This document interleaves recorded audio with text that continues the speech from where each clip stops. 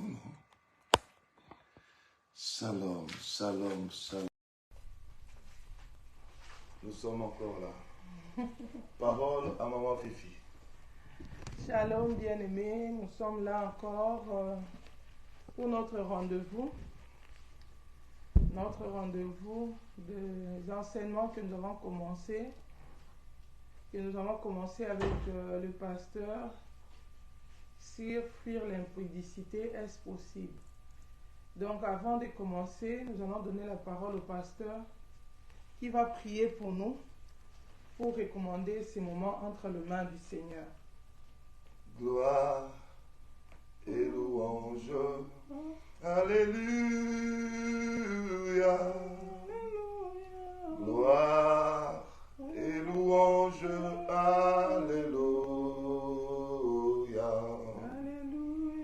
Gloire et louange. Alléluia. Que tout soit pour Jésus. Père éternel, nous te disons merci, te recommandons cette émission, cette deuxième émission que nous sommes en train de faire ensemble dans le cadre du ministère d'encadrement des servantes avec ta servante Fifi. Nous voulons que le Saint-Esprit nous aide à transmettre ta volonté, à glorifier Jésus-Christ et à bénir tout ce peuple qui vont suivre en live et ceux qui suivront en différé. Que la puissance du Saint-Esprit récupère ceux qui sont irrécupérables. Ce que tu as prévu depuis l'éternité pour qu'ils comprennent ces mystères du royaume. Bénis la parole qui sortira de la bouche de ta servante et de ma bouche. Bénis le témoignage que nous aurons à donner aux gens pour l'édification du corps de Christ.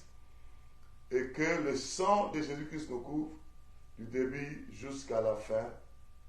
Et que tout soit pour ta gloire au nom de Jésus-Christ. Nous avons ainsi prié et nous disons Amen. Amen, amen, gloire à Dieu. Je vais mettre le titre là-bas. Alléluia. Alléluia, gloire à Dieu. Nous rendons grâce à Dieu. Shalom, ma soeur Irène, sois bénie. Donc voilà, nous avons, il y a de cela quelques semaines passées, commencé nos émissions. Nous avons accueilli notre invité spécial, le pasteur Bienvenu. Shalom, shalom, shalom. Nous l'avons accueilli pour partager avec lui au sujet d'un thème, fuir l'impudicité, est-ce possible? Et nous allons le faire sur base de notre témoignage, le témoignage de notre couple. Donc la fois dernière, nous avions parlé de notre expérience avant que nous puissions rencontrer Jésus. Nous avions tous notre histoire d'amour avant de rencontrer Jésus, avant qu'on arrive au mariage. Nous avions suivi les témoignages de Pasteur Bienvenu, comment il a fui l'impudicité avant qu'il puisse se marier. Et nous avons suivi aussi mon témoignage, comment je devais aussi fuir l'impudicité avant le mariage. Mais pasteur, aujourd'hui nous allons parler de quoi? Oui, nous allons parler sur les fiançailles sanctifiées. Est-ce possible? Donc, les fiançailles sanctifiées. Parce qu'avant d'arriver au mariage, on commence d'abord par les fiançailles. Mais nous voulons parler de fiançailles sanctifiées. Pourquoi nous voulons parler de fiançailles sanctifiées? Parce que si les fiançailles ne sont pas sanctifiées, généralement ça vient hypothéquer le mariage, ça vient briser le mariage, ça vient s'aimer du trouble dans le mariage. Et c'est pourquoi nous avons jugé bon parler de fiançailles sanctifiées aujourd'hui. Et par la grâce de Dieu, Dieu va nous amener à vous expliquer un certain nombre de choses. du coup, si nous avons bien suivi le pasteur, nous avons compris qu'aujourd'hui, nous allons parler des fiançailles sanctifiées. Donc, avant d'abord qu'on arrive aux fiançailles qui sont sanctifiées, nous étions curieux de connaître d'abord, pasteur, c'est quoi en fait les fiançailles? Oui, ça c'est une très bonne question. Les fiançailles, c'est la période qui s'écoule entre la promesse du mariage ou la demande du mariage et jusqu'à sa célébration.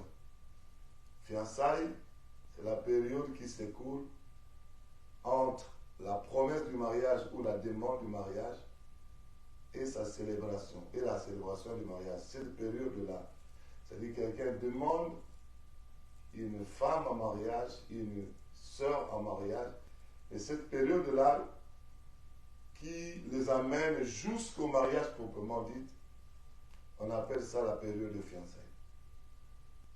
Donc, si quelqu'un, en bref, pour vous expliquer plus clairement, un homme vient demander le mariage à une femme. Et avec toutes ces exigences qu'il faut pour que ça soit accepté, ce n'est pas encore le mariage. Et cette période-là, à partir du jour où on a demandé le mariage à une femme, et jusqu'au mariage proprement dit, et cette période-là qui s'écoule, c'est ce qu'on appelle le fiançailles. Ce n'est pas encore le mariage, on se prépare pour entrer dans le mariage, c'est la période de fiançailles. Donc si nous avons suivi le pasteur, il nous a expliqué que c'est la période qui commence depuis les jours où on demande le mariage à une sœur. La période où on demande le mariage à une sœur. Oui. Aujourd'hui, actuellement, nous voyons plein de cérémonies à Internet où il y a un homme qui demande en mariage une femme. Il y a tellement à boire et à manger là-dessus que nous voudrions aujourd'hui, pasteur, que tu nous expliques. Nous soulignons ici, nous sommes dans le cadre de l'émission de la plateforme ministère d'encadrement des servantes où nous sommes appelés à encadrer les sœurs, à les apprendre comment servir Dieu, comment marcher dans la crainte de Dieu.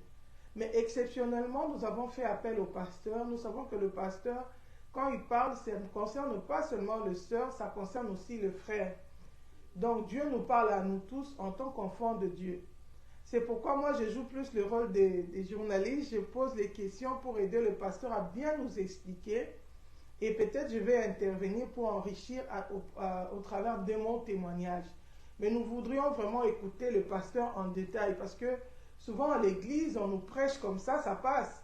Mais on reste avec nos questions, on reste avec nos détails. Aujourd'hui, on voudrait vraiment entrer un peu en détail pour bien comprendre cette histoire des fiançailles. Oui, les fiançailles, ça commence, on demande la main jusqu'au mariage. Ça, c'est en général. Maintenant, nous, en tant que chrétiens, en tant qu'enfants de Dieu, moi, je suis une jeune fille, j'ai déjà atteint un certain âge, je vais affronter le mariage, ou je suis un frère en Christ, j'ai atteint un certain âge, je vais affronter le mariage. Mais comment procéder, pasteur? Oui, ça c'est encore une très bonne question. Comment procéder? En fait, si nous lisons bien la Bible, de Genèse à Apocalypse, on nous a parlé de Marie et Joseph qui étaient fiancés. On ne nous a pas expliqué comment ils ont procédé pour être fiancés. On nous a simplement dit qu'ils étaient fiancés. On nous a également aussi, vous savez, quand il faut parler de mariage ou tout ce qui concerne le mariage, avant mariage, pendant mariage, tout ça, il faut se référer au commencement. Parce que quand on est venu poser la question à Jésus-Christ sur le mariage et le divorce, tout ça, il les a ramenés au commencement. Il a dit au commencement, il n'en était pas ainsi. Ça veut dire, si nous voulons bien comprendre les choses qui parlent du mariage, même l'avant ou pendant le mariage, nous devons nous référer au commencement. Au commencement, c'était Dieu a créé Adam. Il était seul. Il était célibataire. Et finalement, c'est encore Dieu qui a décidé d'aller créer une femme. Et à ce moment-là, l'homme dormait, un profond sommeil. Il a pris une de ses cordes pour aller créer une femme. Cette femme qu'on a appelée Ève. On ne dit pas où il a créé, mais nous savons en lisant la Bible qu'il a créé la femme quelque part, en dehors de là où était en train de dormir l'homme. Pourquoi? Parce que la Bible dit quand Dieu a fini de créer la femme, la Bible dit il amena la femme vers l'homme. Ça veut dire que ce n'était pas juste à côté. C'était quelque part et la femme a dû marcher avec Dieu jusqu'à vers l'homme. Mais comment procéder pour le mariage? Pour le fiançailles plutôt. Moi je pense que tout commence par l'homme. Tout commence par l'homme. Parce que dans le jardin d'Éden, c'est l'homme qui avait le désir, qui n'a pas trouvé une aide semblable à lui. C'était le besoin qui montait dans le cœur de l'homme. C'est ça qui a poussé Dieu à aller faire une femme pour l'homme. C'est-à-dire, ça a commencé par l'homme. En principe, le fiançailles, ça doit commencer par l'homme. C'est l'homme qui a besoin de se marier. On ne dit pas que le besoin de se marier ne commence que par la femme. Par l'homme, ça peut aussi commencer par la femme. Mais la femme, quand le besoin de se marier arrive, ce qu'elle doit faire, c'est prier. Et servir Dieu. La Bible dit, celle qui n'est pas mariée s'occupe de manière à servir, à plaire au Seigneur. Elle doit beaucoup prier, elle doit servir, parler à Dieu que moi, maintenant, j'ai le besoin de me marier. Amen. Ça, c'est la femme. Mais l'homme, quand le désir de se marier monte, il va prier, mais il va aussi chercher à voir où Dieu l'oriente, vers quelle sœur, vers quelle femme Dieu l'oriente pour que le fiançailles puisse commencer. Ça, je vais insister là-dessus, bien aimé. Parce que lorsqu'il faut aller se fiancer, il faut d'abord voir, il faut d'abord choisir. On appelle ça le choix. Le choix du conjoint, de la conjointe. Mais moi, en tant que Dieu, en tant qu'enfant de Dieu, en tant que serviteur de Dieu, je trouve que le mariage, c'est Dieu qui va orienter l'homme vers la femme. Amen. Parce que, pour commencer, Adam, c'est Dieu qui a orchestré tout ce qu'il fallait pour que ce mariage ait lieu. Beaucoup de gens disent, depuis que Adam avait répondu mal à Dieu, disant, lorsqu'ils ont mangé le fruit, et quand Dieu est venu avec sa sentence, il a posé la question à la femme, à Adam. As-tu mangé le fruit? Adam a répondu, la femme que tu m'as donnée, c'est elle qui a mangé. C'est-à-dire, beaucoup de prédicateurs disent, Adam a accusé Dieu. Il a dit, tu m'as donné. C'est comme si tu m'as cherché le problème en donnant une telle femme capable de désobéir et de venir me faire manger beaucoup de prédicateurs disent ceci. Depuis que Adam a répondu comme ça à Dieu, Dieu ne donne plus de femme pour l'homme. J'ai entendu des grands pasteurs, on les appelle grands pasteurs par rapport au monde, mais c'est Dieu qui reconnaît réellement le grand pasteur. Ils disent que Dieu ne donne plus de femmes. Depuis ce temps-là, l'homme doit chercher. Pourquoi? Parce qu'il est écrit, celui qui trouve une femme, trouve le bonheur. Avant de trouver, il faut chercher. Donc, l'homme doit se mettre à chercher, à chercher. Il y en a des gens qui mettent même leurs critères. Moi, je veux une femme mince. Moi, je veux une femme un peu avec des joues potelées. Moi, je veux une femme avec, comme ça, un peu comme ça. Tu te mets à choisir. Mais il ne faut pas exclure Dieu. Dieu n'a jamais dit je me soustrais du choix du conjoint parce que Adam m'a mal répondu. Non. C'est pas biblique. C'est écrit nulle part. Ça, c'est les hommes qui ont réfléchi. Parce que la Bible dit on ne peut hériter de parents, de maisons et toutes ces richesses. Mais une femme intelligente est un don qu'on reçoit de l'Éternel. Amen. C'est Dieu qui donne. Un don, on ne choisit pas un don. Un don, on reçoit. Au fait, c'est Dieu qui donne la femme. Il a donné la femme à Adam. Et même quand, dans Genèse chapitre 24, lorsque Abraham voulait qu'on cherche une femme pour son fils Isaac, il a appelé son serviteur. Nous pouvons lire ça, Genèse chapitre 24. Il a appelé son serviteur. Il a dit à son serviteur de jurer et d'aller chercher une femme pour son fils Et le serviteur a dit, mais si la femme ne veut pas venir jusqu'à là où vous êtes, est-ce qu'il faut que je prenne ton fils Isaac pour l'amener là-bas? Abraham a dit, non, non, non. Si la femme refuse, hein, tu ne seras pas, je ne traiterai pas avec rigueur. Mais il ne faut pas amener mon fils là-bas. Il dit, l'Éternel enverra son ange et il te fera trouver une femme pour mon fils. Mais qui vous a dit que l'Éternel s'est soustrait du choix du conjoint? C'est faux et archi faux. On peut nous lire ça.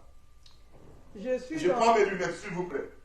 Je lis la parole de Dieu dans le livre de Genèse, chapitre 24, à partir du verset, je peux commencer au verset 2 pour comprendre. La Bible dit, Abraham dit à son serviteur le plus ancien de sa maison, l'étendant de tous ses biens, mais je t'ai pris ta main sous ma cuisse, et je te ferai jurer par l'Éternel, le Dieu du ciel et le Dieu de la terre, de ne pas prendre pour mon fils une femme parmi les filles cananéennes au milieu desquelles j'habite, mais d'aller dans mon pays et dans ma patrie prendre une femme pour mon fils Isaac. Le serviteur lui répondit, peut-être la femme ne voudra-t-elle pas me suivre dans ce pays-ci? Devrais-je mener ton fils dans le pays où tu es sorti? Abraham lui dit, garde-toi d'y mener mon fils. L'Éternel, le Dieu du ciel, qui m'a fait sortir de la maison de mon père et de ma patrie, qui m'a parlé et qui m'a juré en disant, je donnerai ce pays à ta postérité, lui-même enverra son ange devant toi, et c'est de là que tu prendras une femme pour mon fils. Alléluia, on peut s'arrêter là. Amen. Ça dit, Abraham a dit, l'Éternel enverra son ange pour diriger tes pas, et c'est lui qui enverra, qui te permettra de prendre une femme pour mon fils. C'est-à-dire, on ne peut pas exclure Dieu dans le choix du conjoint. Et si, voilà pourquoi beaucoup de gens se mettent à prendre une femme, après ils disent c'est une sorcière. J'ai pris cette femme-là était sorcière. Mais pourquoi tu n'as pas demandé à Dieu avant de prendre une femme? Tu as regardé l'extérieur, mais l'apparence a souvent été trompeuse. La vraie identité de la personne s'est cachée dedans. Parce qu'à l'église, ce n'est pas seulement de frères et sœurs en Christ qui viennent. Il y a des sorcières qui viennent, il y a des magiciennes qui viennent, il y a des gens, des païens même qui se font passer pour des chrétiens qui viennent. Toi, tu vas voir seulement une sœur en train de prier, fermer les yeux, tu dis, moi je prends. Peut-être qu'elle n'est pas convertie. C'est une païenne. Et tu prends une païenne comme ça, et tu en verras de toutes les couleurs dans le foyer. Peut-être c'est une sorcière. Toi, tu regardes seulement l'apparence physique, et tu prends cette sorcière, dans le foyer, tu commences à dire, non, je dois divorcer. Mais avant de dire, non, Seigneur, je n'en peux plus, il faut déjà, avant d'y aller, associer Dieu dans le choix du conjoint. Ça veut dire quoi? Prier Dieu. Prends le désir de te marier, tu dis ça à Dieu. Même si tu veux te dire des critères à Dieu, ce n'est pas un problème. Dis à Dieu tout ce que tu veux que tu te donnes. La Bible dit, fais de l'Éternel tes délices, il te donnera ce que ton cœur désire. C'est-à-dire, ce que ton cœur désire, dis ça à Dieu. Mais la réponse par rapport à ton mariage, ça revient toujours de Dieu. Et Dieu peut utiliser tel ou tel moyen. On ne dit pas que tu verras toujours la vision, on ne dit pas que tu auras toujours un songe, on ne dit pas que tu auras toujours une prophétie, voici ta femme. Non, Dieu parle tantôt d'une manière, tantôt d'une autre. Dieu peut utiliser également quelqu'un pour te montrer une femme, mais c'est Dieu qui a utilisé ces moyens-là pour que la femme arrive vers toi. Dieu peut utiliser tes parents, il peut utiliser ton pasteur, il peut utiliser je ne sais quoi pour que tu rencontres ta femme. Il parle d'une manière ou d'une autre. Mais quel que soit le moyen utilisé, il faut toujours vérifier que ce chemin-là, cette femme-là, qui est devant moi, qu'on m'a proposé, que mon cœur est en train de battre quand je vois, est-ce Dieu qui m'envoie vers elle? Il faut toujours apprendre à chercher des confirmations de Dieu. Et si Dieu te confirme, je vous donne peut-être mon exemple, mon témoignage à moi. Et quand c'était le temps de se marier, je sentais que c'était le moment de se marier. J'ai commencé à prier que Dieu mette sur mon chemin la femme qu'il a choisie pour moi. Que Dieu mette sur mon chemin la femme qui fera la joie de mon cœur, qui sera ma consolation. Et quand j'étais en train de prier, nous étions à l'église en train de prier. S'il vous plaît, à l'église, s'il vous plaît. J'ai vu ma femme, celle-là qui est à côté là. Elle était en train de passer pour donner les offrandes. Ah bon? Et je regardais, j'ai senti mon cœur battre. Ah bon? J'ai dit non, au nom de Jésus-Christ. Et chaque fois que je la voyais, je sentais mon cœur battre. Comme si quelque chose me disait c'est elle. À l'époque, j'étais tellement spirituel, je craignais tellement Dieu. Vous savez, quand vous craignez Dieu d'une manière à ce que même écraser une fourmi, vous trouvez que c'est un péché. À l'époque, c'était comme ça. Alors, je me suis dit non, je commençais à prier. J'ai même dit à un aîné dans la foi. Mais je ne comprends pas, chaque fois que je vois la sœur telle, je sens en moi comme si on doit faire route ensemble. Moi, je dis, mais ça, au nom de Jésus, j'ai prié, j'ai prié. Au fur et à mesure que j'ai prié, cette voix intérieure montait encore. Et finalement, on m'a dit, non, il faut aller prier. Quand je suis allé prier maintenant, c'est alors que Dieu m'a dit, non, il ne faut pas chasser. C'est moi qui te dis que c'est elle. Mais je n'ai pas entendu une voix. Je sentais seulement le cœur battre d'une manière un peu bizarre. Gloire au Seigneur Jésus-Christ. On va permettre au pasteur d'essouffler un peu. Oh là là, je bénis le Seigneur. Je rends grâce à Dieu parce que Dieu est fidèle. Il a donné son témoignage, comment le Seigneur l'a parlé. J'étais étonnée parce que pour moi aussi, ça s'est passé de la même manière. C'est quand il allait donner les offrandes que moi, le Seigneur m'a donné une vision claire. Et j'ai sursauté. Le Seigneur me dit, c'est un signe que je te donne pour te dire que c'est l'homme de ta vie. C'est que je t'ai agi, parce que le Seigneur m'avait déjà montré mon appel. Tout ce que je t'avais dit que tu vas faire pour moi, c'est avec lui que tu le feras. Mais moi aussi, à mon époque, je craignais tellement Dieu que je me disais, ça doit être sûrement la convoitise. Comment on est en train de prier et moi je peux, telles choses peuvent me venir en esprit. Parce que bien aimé, c'est vrai que le Seigneur me parlait déjà.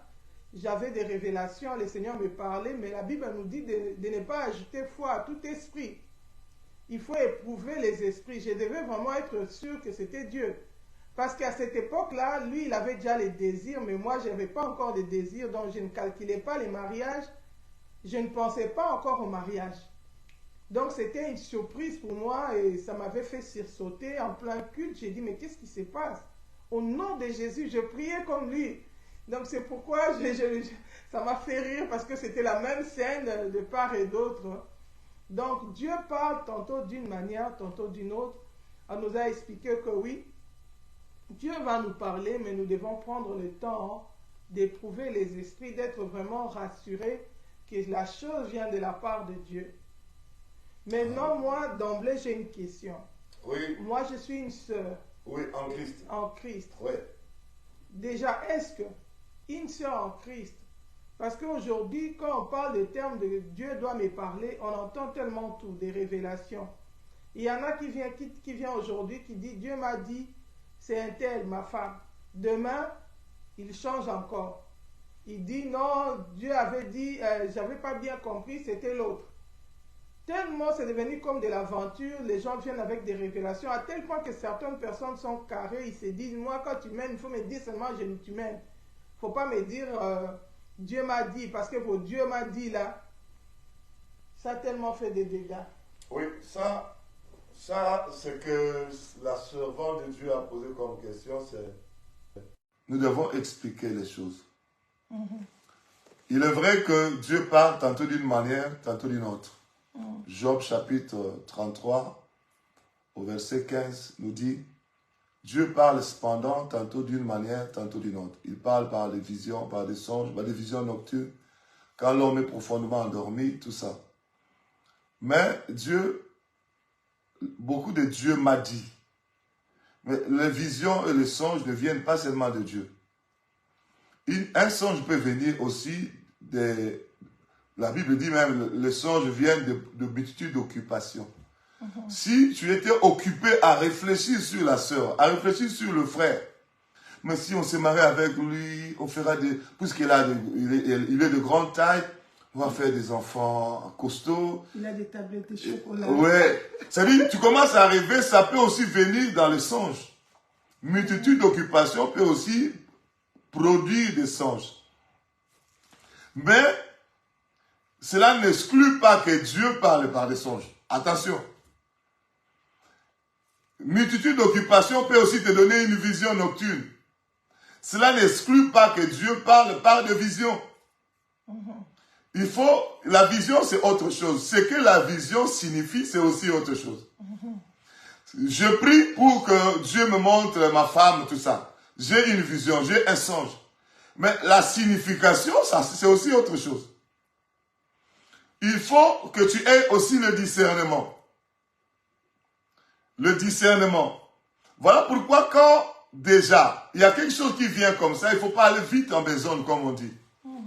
Il faut te faire aider par ton pasteur ou les aînés dans la foi qui sont spirituels. Tu lui dis, voilà, j'ai vu ça, ça, ça.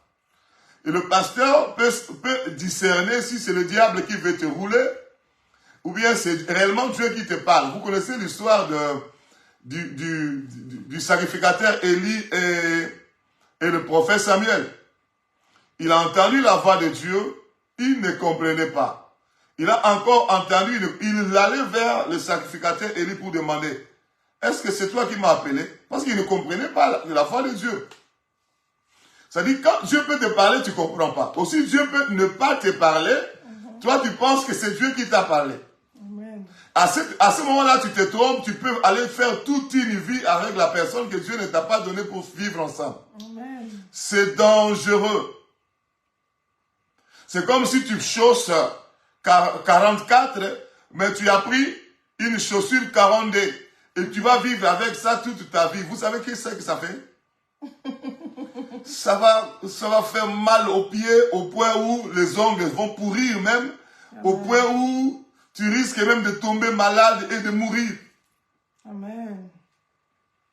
Il faut que Dieu soit devant dans le choix du conjoint.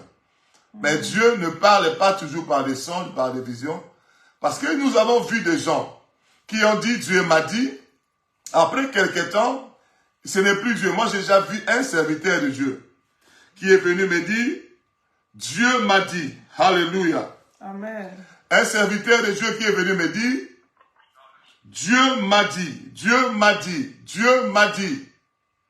Et finalement, ma femme, c'est telle femme. Moi, en tant que pasteur, j'ai regardé. Vous savez, à la longue, elle a encore dit, Dieu a dit, c'est pas elle, c'est une autre femme. Voilà, voilà. On ne se moque pas de Dieu. Dieu ne peut pas dire, c'est ta femme, et après il dit, c'est pas elle, c'est autre. Après il dit, c'est pas elle, c'est autre. Il y en a qui changent comme ça, 3, 4 femmes.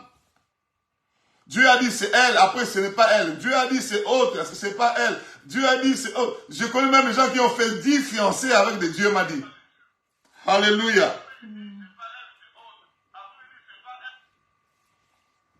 Je suis en train de dire Alléluia. Amen.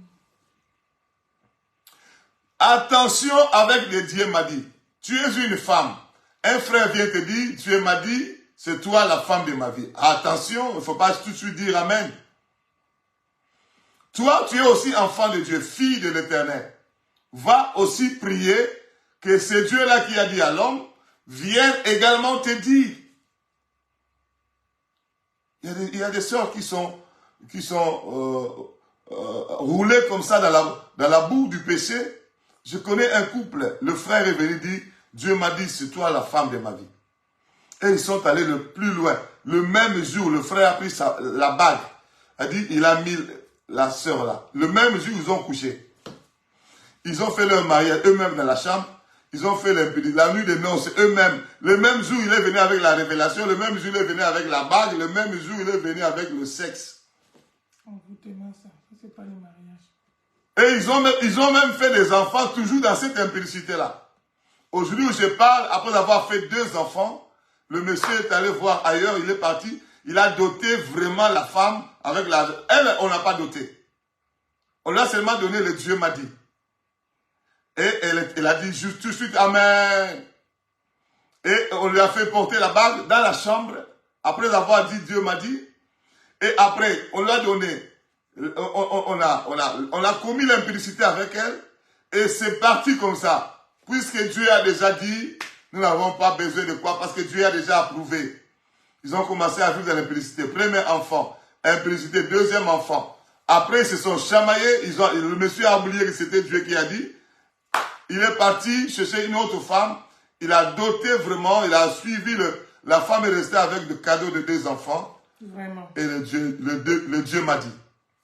Vraiment, mon frère, tout le Dieu m'a dit ne vient pas de Dieu. Il y a des frères comme ça qui peuvent venir te dire Dieu m'a dit parce qu'il t'aime. Il sait que tu es spirituel, tu crains Dieu. S'il brandit le nom de Dieu, tu vas baisser la garde et il va satisfaire ses besoins. C'est une autre impudicité masquée par le Dieu m'a dit. Je vais vous donner encore un autre témoignage. En tout cas, je suis décidé de vous dire tout. Il y a un frère qui aimait une sœur. Il ne voyait pas comment dire à la sœur qu'il aimait. Et le frère en question est allé faire une réunion avec la prophétesse. Il dit, ma sœur prophétesse, je souffre. J'aime cette sœur en Christ là. Mais je ne sais pas comment la voir parce que je ne sais pas son niveau de vie et la mienne et mon niveau et le mien, ça ne colle pas. Je ne pense pas qu'elle va accepter le mariage. Alors moi, je vais créer une prière, je vais l'inviter. C'est un peu comme ce que Jézabel a fait. Je vais l'inviter. Quand on va commencer, quand la louange va chauffer, toi, tu vas entrer en transe. Ma soeur X, ma soeur Y, le mariage que je te donne, c'est le mari, l'homme qui est à côté de toi. Toi, tu vas fabriquer une prophétie pour que ça marche. Et c'était comme ça. Ils se sont retrouvés, la louange, et la sœur en question a fait semblant d'entrer en transe. Alléluia, alléluia. Ainsi parle l'Éternel. Ma sœur X, ton mari, je vous dis la vérité, il y a des choses qui se font dans les églises. Hein. Ton mari, c'est celui-là qui est à côté. La sœur a dit Amen, Amen, Amen. Et tout de suite après, ils ont commencé avec l'impudicité. Aujourd'hui où je parle, ils ne se sont jamais mariés. Ils sont allés dans l'impudicité jusqu'à ce que, quand le frère a vu que c'était ton temps de s'enfuir, il s'est enfui, il est allé se marier ailleurs. Et la sœur a resté avec des blessures intérieures. Vous savez, il y a des gens comme ça, quand une autre personne vient avec la vraie prophétie de Dieu, il va te chasser même à te lapider. Hein? Il va te dire, non, moi, j'aime pas quelqu'un qui vient de dire, de Dieu m'a dit. Ça, c'est faux. Même si c'est vraiment Dieu qui a dit. Vraiment. Voilà pourquoi même des serviteurs font des enseignements comme si on ne peut pas prendre une femme par des prophéties, par des visions. Ils se sont des blessés de guerre. Dieu peut parler. Amen. Quand il y a des fausses prophéties, des fausses visions, des faux songes, ça n'exclut pas que Dieu peut parler aussi par ces moyens-là. Autre chose, je veux dire, une femme qui reçoit une prophétie comme quoi, cet homme-là, c'est l'homme de ma vie. Attention, ça peut aussi arriver, Dieu te parle. Mais tu ne peux pas commencer à faire des démarches comme quoi, puisque Dieu a dit que c'est lui l'homme de ma vie, je viens m'abandonner corps, âme, esprit chez cet homme-là. Non. Tu fais la cour. Tu commences à marcher, à dandiner un peu. Tu le séduis.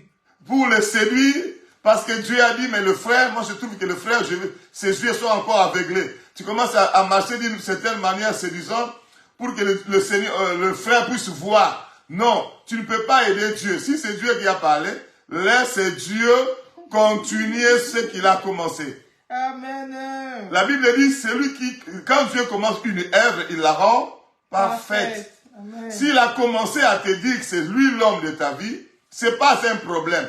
Toi, continue à servir Dieu. Continue à t'agenouiller. Continue à prier. Le Dieu qui t'a parlé, il ira convaincre l'autre pour qu'il vienne te dire, moi, je veux te prendre en mariage.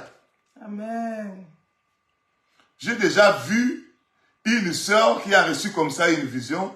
Après, il commence à inviter l'homme. Est-ce que tu ne peux pas venir chez moi? Ça dit, elle fabrique des invitations. J'ai des problèmes spirituels pour que tu m'aides. Ça dit, la fusion, ça ne vient pas de Dieu. Et deuxièmement, tout ce qu'elle rajoute là, les invitations là, j'ai déjà vu des gens comme ça, ils sont tombés dans l'impudicité même. Ce n'est pas le Dieu qui a dit, c'est le diable qui a dit. J'ai déjà également vu un homme, il voit une femme, non, Dieu m'a dit, c'est toi la femme de ma vie. Alors que la femme en question est mariée. Cette sœur-là, cette femme mariée dit, mais ton Dieu là, c'est un aventurier. Moi, je suis marié. Mon mari ne vient pas à l'église, mais je suis déjà marié. Quel est ce Dieu qui peut te dire, moi, je suis marié? Il faut faire attention avec le Dieu m'a dit. Ça peut venir de l'homme, Dieu m'a dit fausse, le fausse prophétie, fausse vision. Ça peut également venir de la femme, surtout la femme. Tu aimes un homme, tu commences, ah non, j'ai rêvé qu'on était habillé en habit de fête, on était en train de monter dans une limousine. Attention! Si tu aimes déjà la personne, tu commences déjà à ruminer, à penser, ça peut aussi produire plusieurs visions, ça peut produire des prophéties même, mais ce n'est pas Dieu qui a dit. Tout le Dieu m'a dit doit entrer sur la balance de Dieu, le discernement. Je dois discerner. Je dois aussi me faire aider par d'autres frères, parce que quand tu aimes déjà, même si ton discernement, ça sera seulement Dieu m'a donné cet homme-là. Il faut aller vers d'autres personnes, les aînés dans la foi. Pourquoi pas ton pasteur, lui exposer le problème? Il va discerner par le Saint-Esprit et te dire, ça, le songe est né par la multitude d'occupations. Ces songes-là, le diable aussi peut t'envoyer un songe pour te détourner de ta destinée.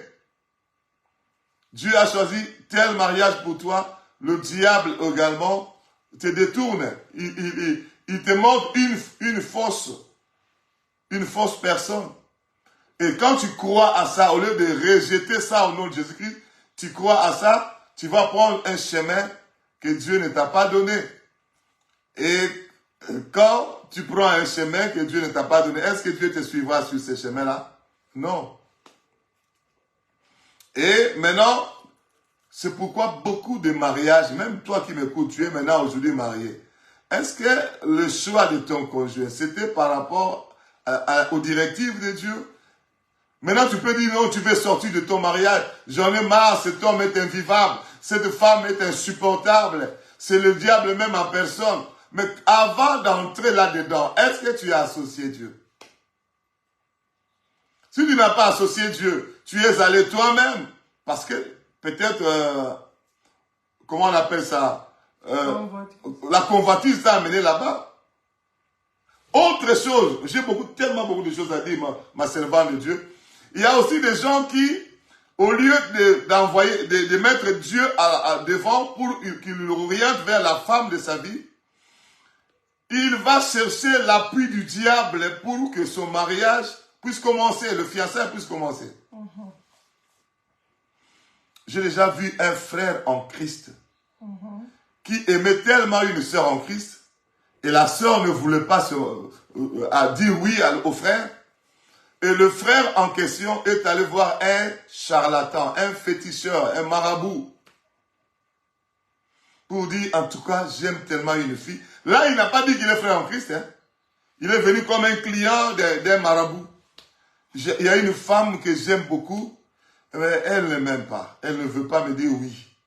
Est-ce que tu ne peux pas m'aider? En quoi? Je veux vraiment conquérir son cœur.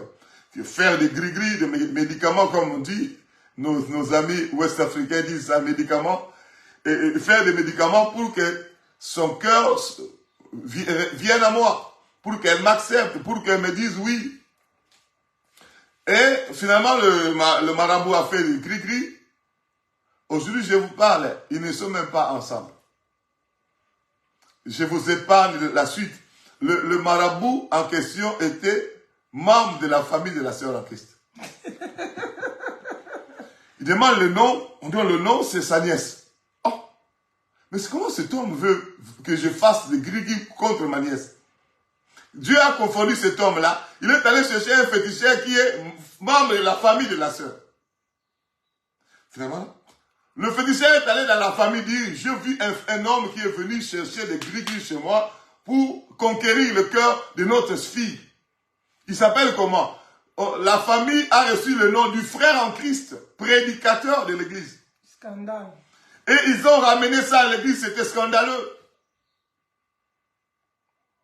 Il y a des gens qui se font aider par le diable pour conquérir une femme dans le fiançailles. J'ai encore vu quelqu'un, j'ai tellement beaucoup d'exemples, ma servante. Je vais m'arrêter par là. Pasteur, parce que c'est les cas que nous rencontrons. J'étais en train d'enseigner ces choses un jour. Quand j'ai fini d'enseigner, il y a un homme qui est venu. Pasteur, moi j'ai à vous parler. Nous sommes allés à côté. Il dit, pasteur, la femme avec laquelle je vis, la mère de mes enfants, nous vivons ensemble, ici en Europe. Je suis allé chercher le fétiche pour l'avoir pour femme. Ça, il ne doit pas faire la restitution. Il ne serait pas. Moi, j'ai dit, le fétiche chez qui? Non, je suis allé voir un féticheur parce qu'elle ne m'aimait pas. Elle a fait des fétiches. Du coup, elle a changé d'avis. Elle m'a dit tout de suite oui. Et on a commencé à voyager à gauche, à droite, jusqu'à ce qu'on est arrivé en Europe, jusqu'à ce qu'on a fait des enfants. Maintenant, tu enseignes comme ça. Qu'est-ce que je dois faire? Toi aussi, tu es peut-être dans le même cas. C'est grave. Hein? Qu'est-ce que tu dois faire? Pour conclure, quand je dis les gens qui cherchent des enchantements pour gagner un homme, on peut aussi chercher des enchantements. C'est-à-dire, on fait recours au diable pour gagner un homme. Ce n'est pas seulement aller vers un féticheur, c'est aussi aller vers Jézabel. Chez un féticheur, on va recevoir des démons. Aller vers Jézabel pour gagner un homme, on va aussi recevoir des démons. Peut-être tu ne comprends pas, vers Jézabel, nous avons écrit tout un livre qui est là. On donne gratuitement dans le monde entier. On donne ça gratuitement dans le monde entier, ce livre-là. On donne gratuitement dans le monde entier. Là, nous parlons des démons de Jézabel, la sirène des eaux qui viennent dans la vie des gens par le maquillage, par le rouge à lèvres, le faux cils, les faux ongles, les faux... Il y a des femmes qui gagnent les hommes par la beauté des sirènes. C'est aussi faire recours aux démons pour gagner un homme. C'est pourquoi vous voyez dans beaucoup de mariages, il y a beaucoup de destruction dans le mariage. Beaucoup de gens se disent, mais pourquoi beaucoup de mariages ne tiennent pas? J'ai vu un mariage qui a battu le record. Ils ont déclaré le divorce le jour même du mariage, dans la nuit des noces. C'est grave. Divorce le jour du mariage, la nuit des noces. Divorce le premier mois du mariage.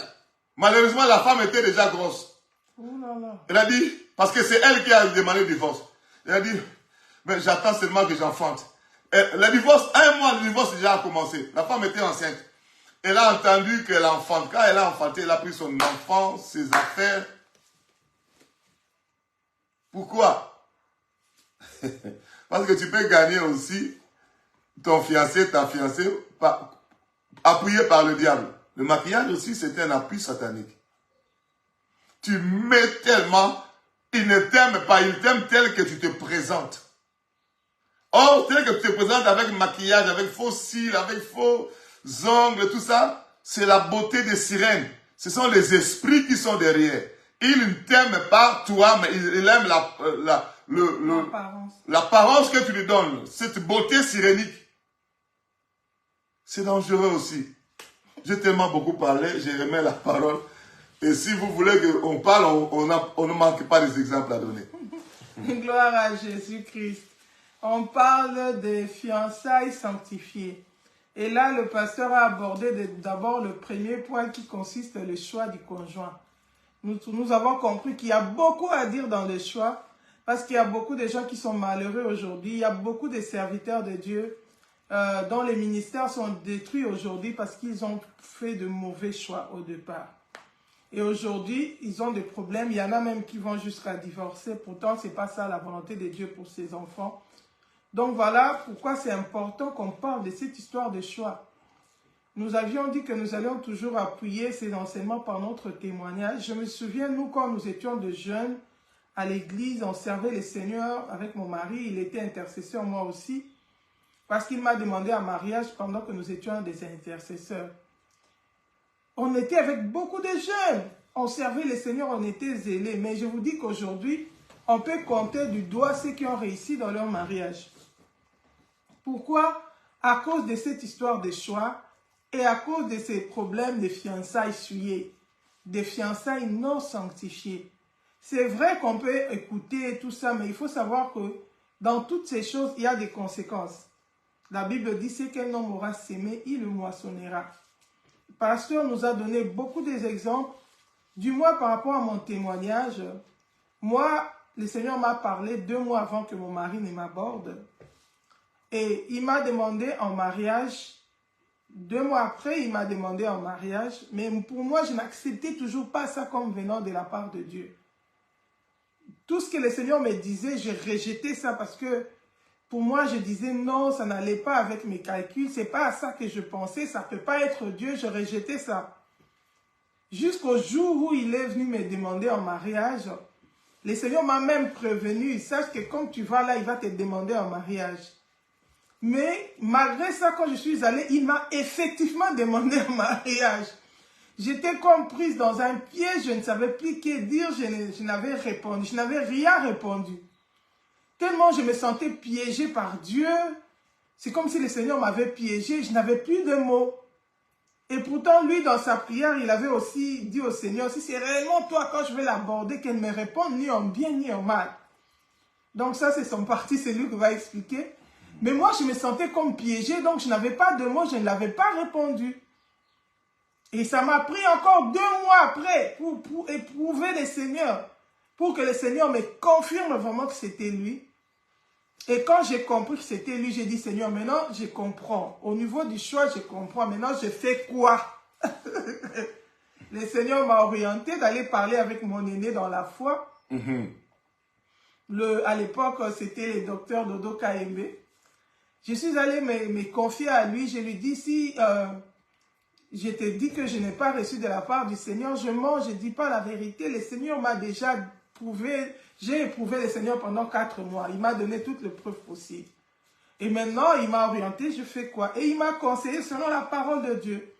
C'est vrai que le Seigneur vous a déjà parlé, vous avez compris le choix de Dieu, la volonté de Dieu. Mais en attendant, c'est là marcher dans la crainte de Dieu jusqu'au jour de votre mariage. C'est alors que je suis allée dire oui à mon fiancé. Bon, pasteur, nous voulons continuer avec nos questions. Est-ce que le Seigneur peut, moi aussi en tant que chrétien, le Seigneur peut aussi me donner une vision d'un conjoint qui est païen? Ah, ça c'est une très bonne, une très bonne question. Mon frère, ma soeur, la Bible dit mariez-vous dans le Seigneur. Le verset là, je cherche, je ne trouve pas. Mariez-vous dans le Seigneur. Ça veut dire que les païens sont déjà exclus dans ça. Même Abraham a dit, garde-toi de prendre une fille cananéenne. Oui, Abraham a dit à son serviteur, garde-toi de ne pas prendre une fille pour mon fils, une fille cananéenne, c'est-à-dire une païenne. Aussi, lorsque Adam devait avoir sa femme, Dieu a pris le soin de créer une femme pour l'homme. Et Dieu a d'abord marché avec la femme avant que la femme ne vienne dans son mariage. Ça veut dire qu'une femme qui doit entrer en mariage doit d'abord expérimenter cette intimité, cette relation avec Dieu. Dieu amena la femme vers l'homme. Adam, de ce côté, il était en communion avec Dieu. Parce que Dieu a dit, Dieu l'a fait dormir, c'est-à-dire il était déjà en communion avec Dieu. La femme aussi, Ève, avant leur mariage, quand elle fut créée, elle a marché avec Dieu. Elle était en train de suivre. Quand on marche avec Dieu, on est devant Dieu. Elle a marché avec Dieu, je ne sais pas là où on l'a créée, pour venir vers l'homme. C'est-à-dire, elle avait une certaine communion avec Dieu. Et Adam et Ève, avant le mariage, ils étaient en communion avec Dieu. Mais quand déjà tu commences à prendre comme révélation quelqu'un qui n'est pas en communion avec Dieu, c'est lui ton mari, c'est lui ta femme, là c'est dangereux. Beaucoup ont dit, moi-même je vais les convertir. Tu deviens Saint-Esprit à ce moment-là. C'est le Saint-Esprit qui convertit le cœur, qui nous convainc du péché, de la justice et du jugement. C'est le Dieu qui fait croître la parole de Dieu, la foi dans le cœur de l'homme. Mais toi, tu ne peux pas dire je vais le convertir. Je vais donner là encore un exemple. Quand nous étions encore en Afrique, nous avions une sœur en Christ qui était zélée. Elle priait beaucoup, Dieu lui donnait beaucoup de prophéties qui s'accomplissaient. Elle était spirituelle. Un homme est venu le chercher en mariage. Un homme est venu, il était très gentil, alors que c'était un sataniste. Il était un magicien. Il avait beaucoup d'argent, mais l'argent du sang. Et la sœur a dit non, moi je l'aime. Oh, toute l'église était choquée. Mais comment tu peux aimer un païen, toi qui es spirituel comme ça? Comment tu peux aimer quelqu'un qui ne prie pas? Non, Dieu m'a dit. Alors que c'était juste un envoûtement et ça vient en forme. L'envoûtement, c'est aussi venir en forme de songe. Juste pour te distraire. Et finalement, l'église a parlé jusqu'à se fatiguer. La sœur a dit, moi-même, je vais le convertir.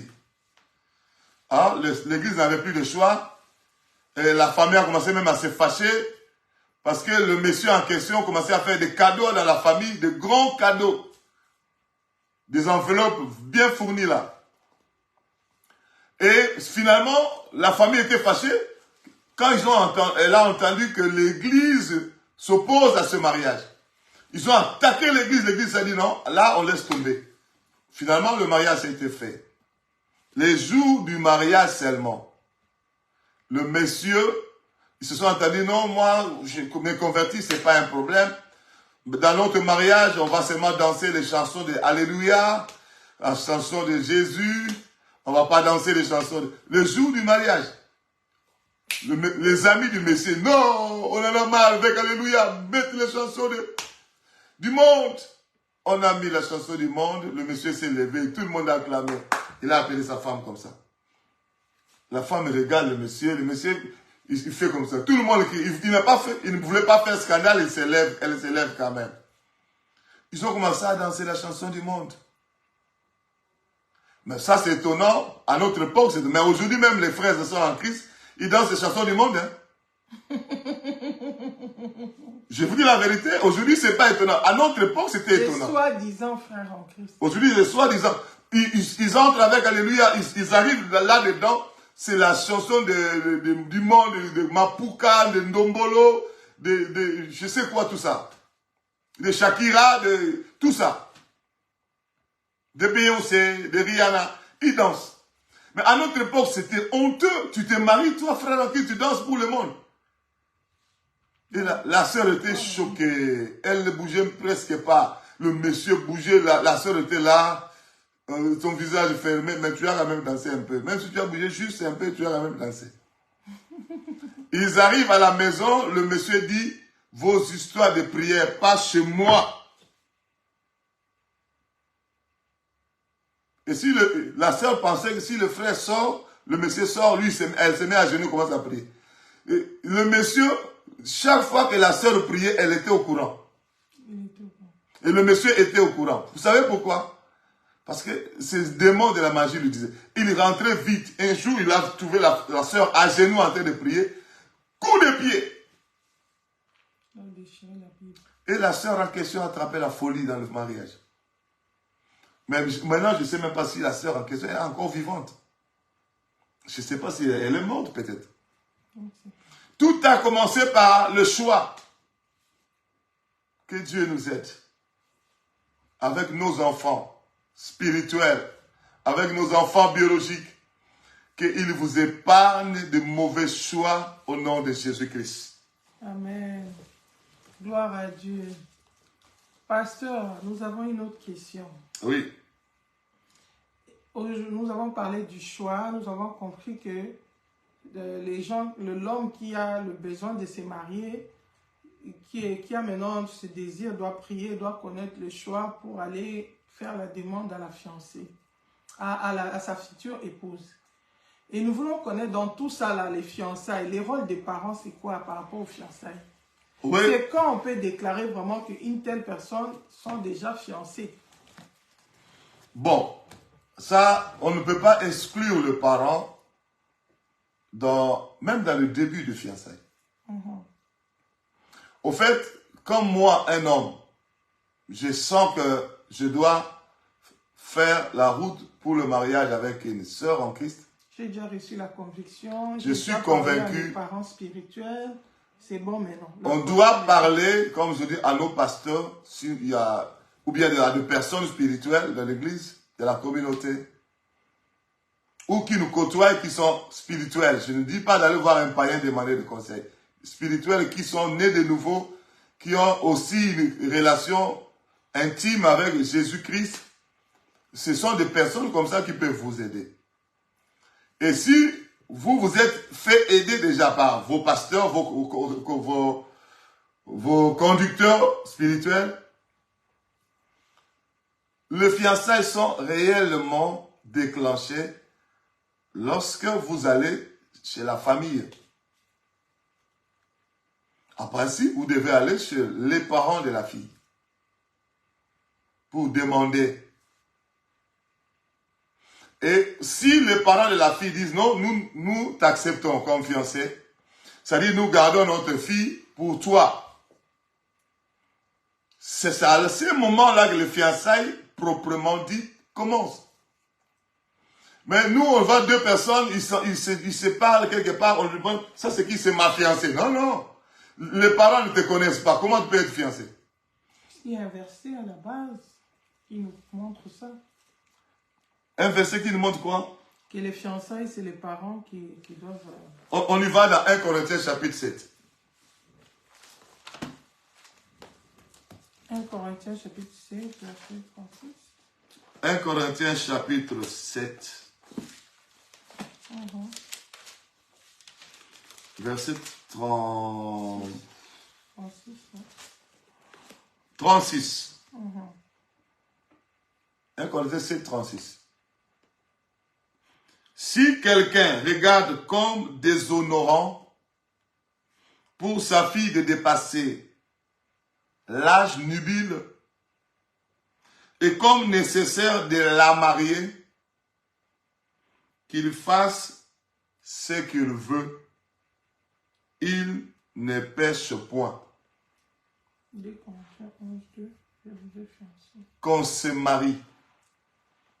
C'est-à-dire, c'est les parents. Quand on dit les parents, l'homme est toujours le chef de la femme, c'est le père et la mère qui marient leur fille, selon la Bible.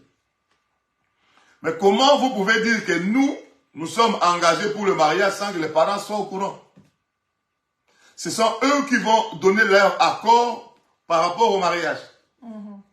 Selon Dieu, ce sont eux qui marient leur fille. Comment vous pouvez dire, nous sommes fiancés, nous allons vers le mariage, les parents ne sont pas au courant? Ça, c'est du désordre. Dieu donne ce pouvoir aux parents.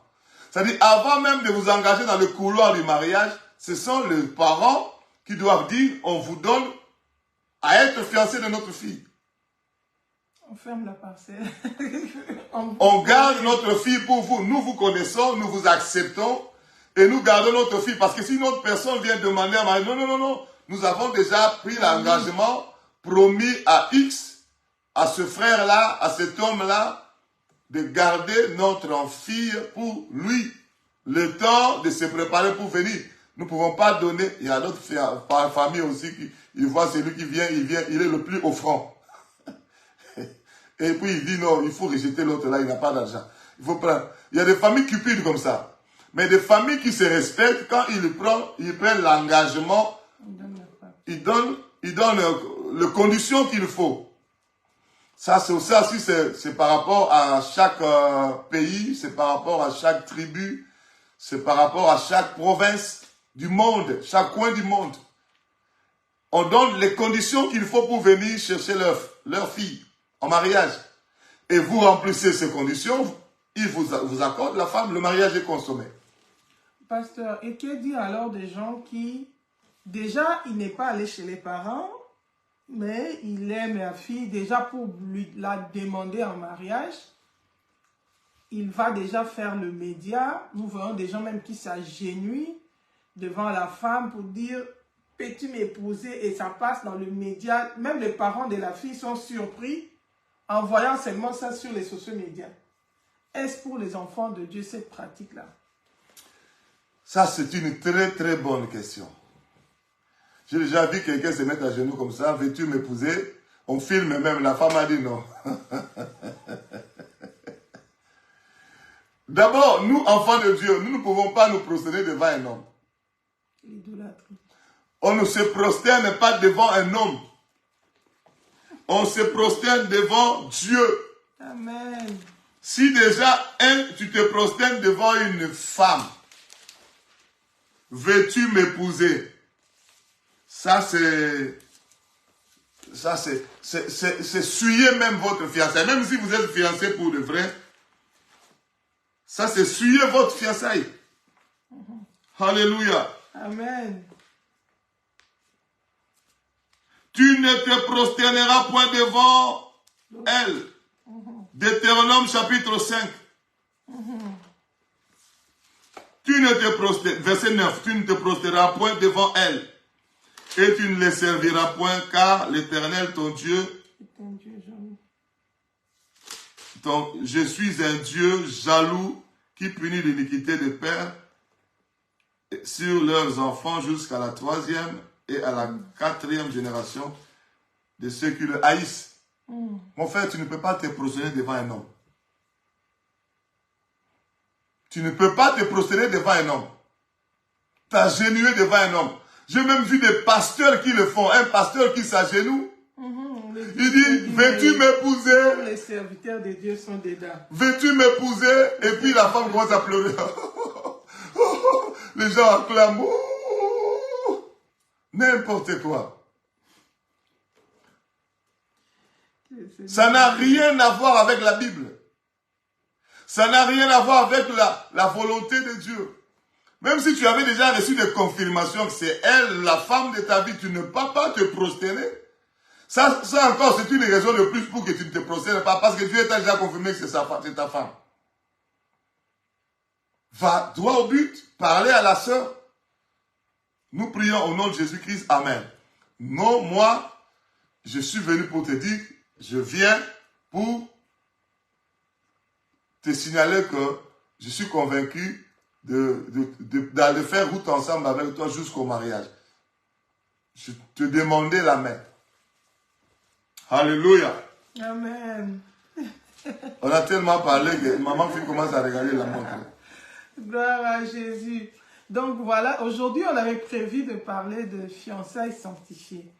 Mais nous n'avons commencé que par le choix, parce qu'avant d'avoir des fiançailles, il faut commencer par les choix d'abord du conjoint. Et nous avons trouvé que là-dedans, il y a à boire et à manger. Il y a beaucoup de points qu'on devait souligner. Et là, déjà, le temps commence à nous faire de soucis. On peut continuer, hein? Moi, je suis là. Le pasteur est là, mais on aura encore besoin du pasteur au courant de la semaine parce que pour gagner un peu le temps, rattraper parce qu'on a fait 2 semaines d'absence. Ouais. Pour continuer, parce qu'il y a beaucoup de choses à dire. Ce n'est pas tous les jours qu'on a les pasteurs, ce n'est pas tous les jours qu'on a l'occasion d'en parler. Parce qu'il y a beaucoup d'enfants de Dieu qui affrontent ces situations au quotidien. Ils ont besoin d'être éclairés. Oui. Donc, on ne sait pas avoir des vidéos trop longues, mais on ne sait pas non plus négliger. Donc, on va y aller en partie. Je crois qu'aujourd'hui, on va se limiter sur le problème de choix. Oui, je voulais juste intervenir. Quelqu'un qui est venu demander au mariage à sa généa, c'est-à-dire il maudit déjà son mariage, son futur mariage. Et c'est-à-dire vous empruntez des méthodes sataniques, démoniaques même, pour entrer dans le mariage. Tu n'es pas obligé de t'agenouiller devant une femme. Et la femme commence à pleurer. Et puis quand il finit de s'agenouiller, il a sa bague. Hein? Ça encore, c'est un autre problème. Il a sa bague de mariage. C'est un autre problème. De fiançailles. De fiançailles plutôt. C'est écrit où dans la Bible? Il n'y a pas une recommandation que quand vous êtes marié, comme Marie et Joseph étaient mariés, ils ont mis ça. Non. Ce sont des choses que nous avons ramassées dans le monde. Et puis sans comprendre. Nous avons ramassé sans comprendre. Et finalement, je te mets là. Puisqu'on a tellement beaucoup parlé. Non, vas-y, parce que j'ai une dernière question là-dessus. Alléluia. Amen. Dans la deuxième émission, si vous avez des questions, posez-nous des questions. Parce qu'on va encore parler de fiançailles. Parce que beaucoup de gens se retrouvent. Une année après, le mariage est cassé. Un mois après le mariage, le jour de la nuit des noces, le mariage, il y a tellement de choses à parler sur le fiançailles là. On n'a même pas parlé la moitié. Hein. On a tellement beaucoup. Il y a des fiançailles qui se mettent à coucher ensemble, mais ils sont fiancés. À avorter même. Justement, pasteur, avant d'arriver dans la vie pendant les fiançailles, nous sommes toujours au début du fiançailles, dans le choix. Il y en a aussi qui disent que non, parce que la sœur dit que non, parce qu'il y a des sœurs, des enfants qui sont bien éduqués, qui disent, moi je veux me marier avec la personne, je vais connaître la personne qui va me prendre en mariage. Connaître, ça veut dire quoi? Ça veut dire que je ne peux pas aller avec des hommes avant le mariage. L'homme qui va me connaître, c'est l'homme qui va m'épouser. C'est-à-dire se connaître sexuellement? Oui, qui va me connaître sexuellement. Disons qu'il va me dévierger. C'est celui qui va m'épouser. Ils se disent comme ça? Oui. Par rapport à la parole de Dieu, on dit que celui qui n'est pas marié doit être vierge, il ne peut pas aller avec des hommes. Oui. Et il y a une sœur comme ça qui se conserve comme ça. Mais un homme qui l'aime, comme on dit, il y en a qui vont prendre le fétiche pour avoir la femme. Il y en a aussi qui violent carrément la sœur.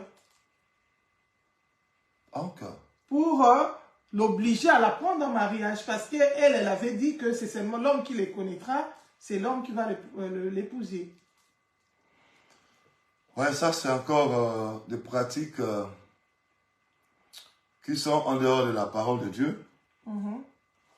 Moi, je pense que pour répondre à cette question, on le fait prochainement. Parce que moi, j'ai vu des cas comme ça. J'ai vu aussi un cas où une sœur en Christ avait des maladies bizarres dans son ventre. Et le médecin a dit, non, tu as cette maladie parce que tu ne couches pas avec les hommes. Elle était vierge. On a traité, ça ne marchait pas. Elle est allée chercher un frère en Christ pour qu'il couche avec lui. Avec elle, comme quoi pour résoudre le problème de la santé que le médecin a dit. J'ai déjà vu ça.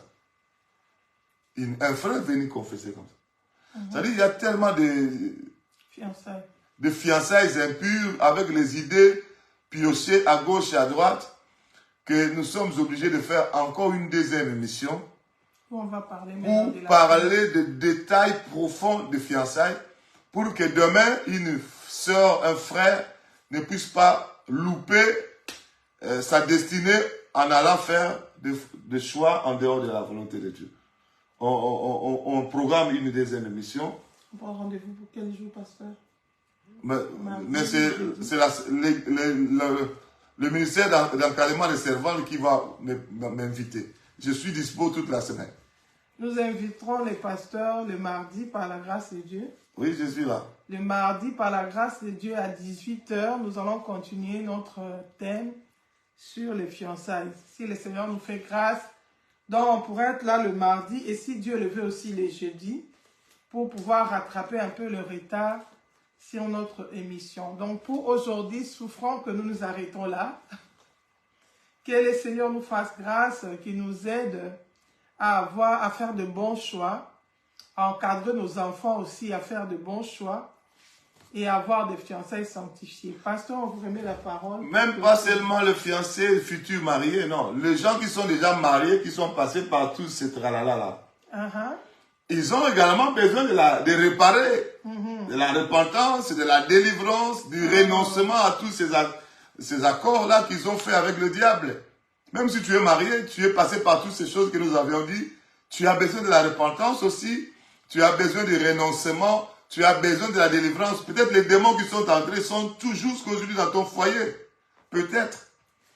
C'est-à-dire, ça te rattrape aussi quelque part, toi, la personne mariée. Pasteur, on nous propose de le faire un peu plus tôt parce qu'à 18h, il y a d'autres rendez-vous. Alors, on verra entre 16h et 17h. Du moins, on vous écrira, on verra un message pour dire que dans autant de minutes, nous allons commencer. Le rendez-vous est pris pour le mardi 16h30. Ça va, 16h30? Moi, de toute façon, je suis là pour l'instant, je ne voyage pas. Que le Seigneur nous bénisse. Pasteur, si vous pouvez prier. Seigneur, nous bénissons cette émission. Nous bénissons toute personne qui suit maintenant et qui suivra par la suite. Que la puissance du Saint-Esprit ramène chaque personne à la repentance et que la puissance du Saint-Esprit communique l'intelligence aux futurs mariés pour qu'ils soient avertis, qu'ils ne tombent pas dans le piège du diable par toutes ces idées qui pleuvent dans le milieu chrétien et qu'ils soient épargnés au nom de Jésus-Christ. Amen. Amen. Donc voilà, le rendez-vous est pris pour le mardi, par la grâce de Dieu. À 16h30, nous serons là pour continuer sur notre thème des fiançailles sanctifiées. Pour l'instant, nous vous aimons beaucoup. Nous vous souhaitons un bon week-end avec Jésus-Christ. N'oubliez pas que Jésus-Christ revient. Nous devons continuer à nous préparer, à nous sanctifier pour lui. Shalom, shalom. Shalom, shalom. Soyez bénis. Bye bye. Soyez bénis, soyez bénis. Alléluia. Sois béni, sois